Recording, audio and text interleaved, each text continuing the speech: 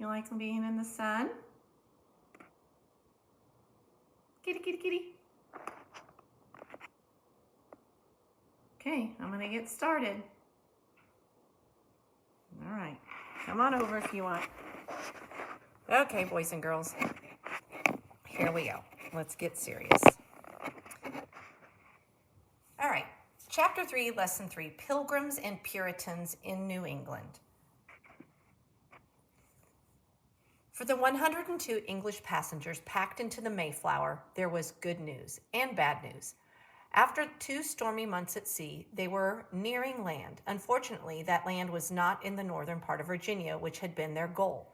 Storms had blown the ship farther north. Now they were weary and short of supplies. Winter was coming, so they decided to find a place to come ashore. The Pilgrims arrive. The year was 1620. The land the Mayflower was nearing was not completely mysterious. English explorer John Cabot had sailed there more than 100 years before. Since that time, many English ships had come to take codfish from local waters. In fact, the Mayflower passengers already had a name for the land that lay before them, Cape Cod. It was part of a larger area they later called New England. The Jamestown settlers had hoped to find riches in North America or to earn money from products sent back to England. The Mayflower settlers also expected to earn money, but they had a more important goal. They wanted freedom to practice their religion. They belonged to a group known as separatists. They wanted to separate or break off from the Church of England. At that time, all people in England had to belong to that church, so they had no choice. The separatists wanted religious independence. So I'm going to go up here real quick. It says some of these foods were probably served at the first Thanksgiving celebration, and you can kind of see what's in that picture a little bit. Alrighty. And then it says this ship is a replica of the original Mayflower that carried the Pilgrims to New England.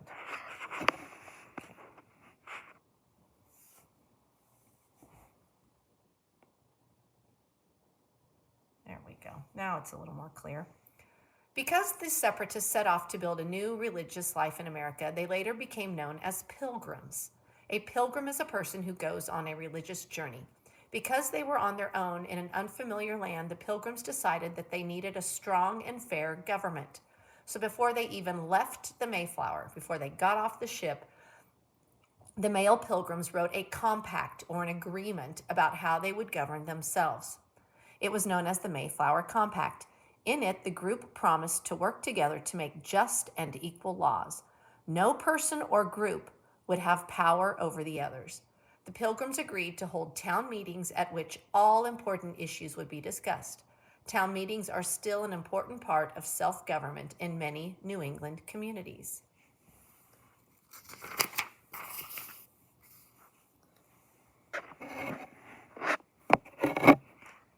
All right, Pilgrims and Native Americans. After making landfall at Cape Cod, the Mayflower continued west. The Pilgrims settled at a place they called Plymouth. This land was once home to the Wampanoags people. However, the area seemed empty at first. Many of the native people had died from diseases caught from earlier visitors, or they had moved away. That first winter at Plymouth was dreadful. Dreadful means really bad. The Pilgrims suffered from hunger, cold, and disease. Half of them died. Spring brought warmer weather and several visitors. The first was a Native American named Samoset. Surprisingly, he spoke some English words, which he had learned from traders who had visited the area earlier. Samoset introduced the Pilgrims to Tisquacum, or Squanto, a member of the Wampanoag people. Squanto spoke English very well. He had once been captured by an Englishman and taken to England. Squanto helped the Pilgrims. William Bradford, the Pilgrims' first chosen leader, wrote about Squanto in his journal. He directed them how to set their corn, where to take fish, and procure, meaning get, other commodities, materials, and was also their pilot to bring them to unknown places. This is William Bradford giving thanks to Squanto for helping the Pilgrims. Okay.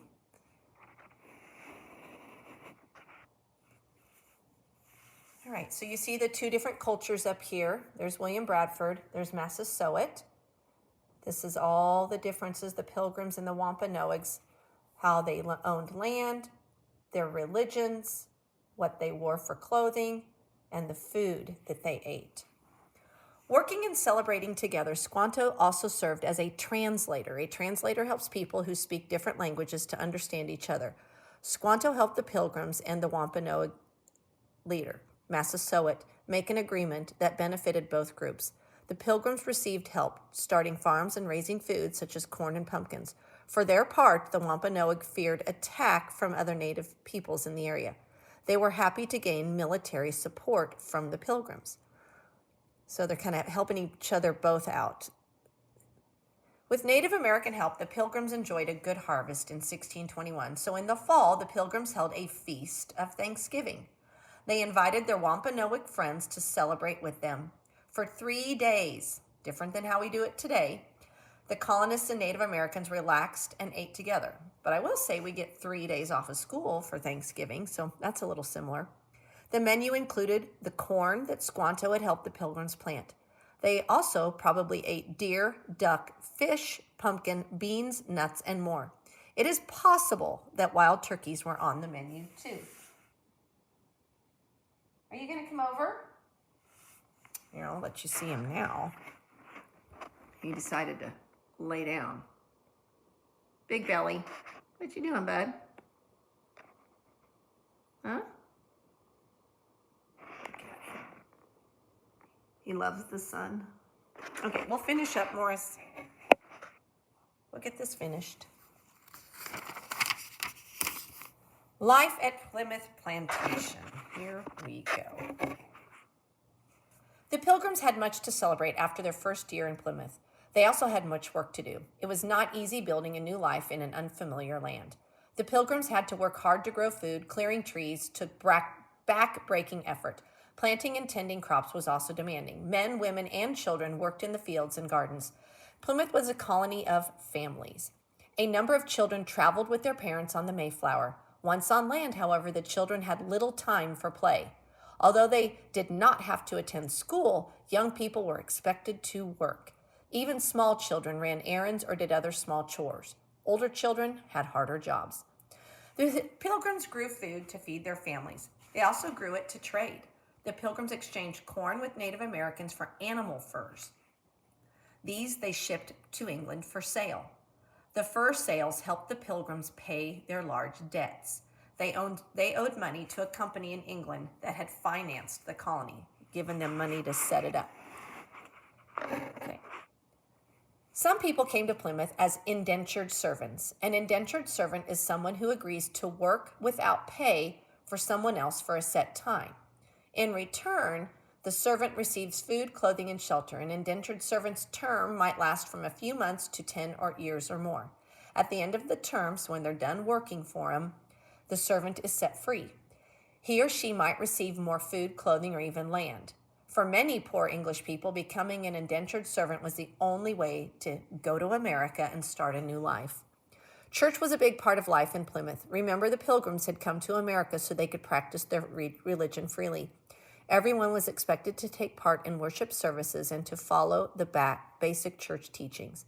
The Pilgrims did not permit much dissent or disagreement with their religious views. So down here, costs and benefits of an indentured servant. So look at this. The cost of being an indentured servant, you had unpaid labor and lack of freedom. But a benefit was you were given passage to America and eventually you had your freedom. So a cost to the landowner or business person that has the indentured servant, well, they have to provide housing, food, and clothing for the servant. But a benefit is it's very cheap labor. Okay, last page. Ooh, that's not a very fun picture there. So, let's do this. The Massachusetts Bay Colony. In 1630, a group of 700 English settlers left their homes to sail to New England. They established a new colony north of Plymouth called Massachusetts Bay Colony. They named the main settlement Boston after the English town where many of them had lived. In many ways, the Massachusetts Bay Colony was like Plymouth. Its founders left England so they could practice their religion freely. They were known as Puritans. The Puritan leader was John Winthrop. He wanted the new colony to be a city upon a hill. or an example for others to follow. Religion was at the heart of daily life in the Massachusetts Bay Colony. Church leaders governed, and colonists had to obey church teachings. Everyone had to go to church services. Those who disobeyed could be forced to leave the colony, so they'd kick them out. Rule breakers might also be shamed with public punishment or even put to death, which you see down here. The Puritans believed strongly in education, and they built America's first public schools and libraries. So we can attribute the school we're in today to them. They felt all colonists should be able to read the Bible and understand church teachings, which is why they started school. The Puritans also founded Harvard College to train church leaders. Compared to Plymouth and Jamestown, the new colony had a smooth start. So nothing bad happened. They could get it running the way they wanted to. It did not face starvation or disease. However, the Puritans did create some problems for themselves, especially among local Native Americans. At Plymouth, the Pilgrims had not tried to spread their religion to the Wampanoag. The Puritans had less respect for Native American ways. The first seal of the colony showed a Native American saying, "Come over and help us." This attitude led to conflict and even to war later in the 1600s. Still, the Massachusetts Bay Colony and all of New England grew quickly. By 1640, there were 16,000 settlers living in many different parts of New England. Okay, now that you're done, I want you to go ahead and answer the questions on the assignment and turn that in. And we're going to walk over here and check on Morris because he has decided that he doesn't want to join us today, so we're going to come join him. Hey, bud. What? Why are you so fuzzy? Huh? There he is. What are you doing? See how he had trouble getting up? Poor old man. What you doing? Come here. Oh, come on over. He's purring. Morris, you want treats? You want treats? Huh? Okay, we'll have treats because you're a good boy. All right, boys and girls, get busy.